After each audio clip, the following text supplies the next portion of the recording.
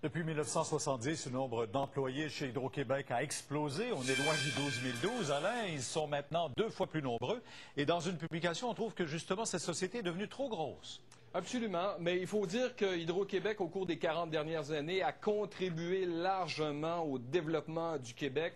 Et comme la publicité en faisait foi à l'époque, 12 012 pour assurer votre confort, aujourd'hui, ça coûte un peu cher.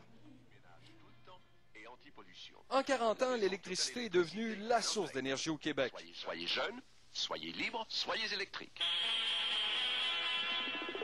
De 12 012 pour assurer notre confort en 70, le nombre d'employés incluant les temporaires chez Hydro-Québec a presque doublé depuis. 23 000 en 2009. Claude Garcia a comparé 10 entreprises américaines. Pour lui, c'est beaucoup trop. En moyenne, ces 10 entreprises-là, elles avaient un employé pour s'occuper de 295 clients.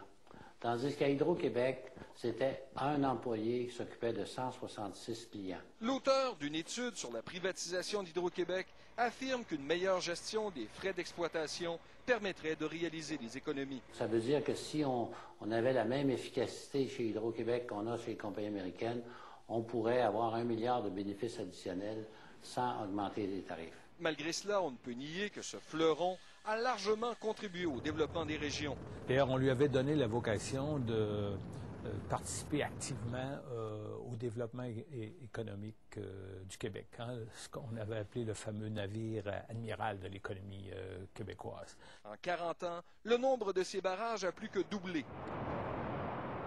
De 225 en 70 à 571 en 2009, alors que le nombre de centrales est passé de 50 à 60. Il y a eu la Bay James, bientôt Ismena 1, une puissance de près de 40 000 MWh, 4 fois plus qu'il y a 40 ans. En 40 ans, ces investissements ont aussi explosé, de 293 millions en 70 à plus de 4 milliards en 2009.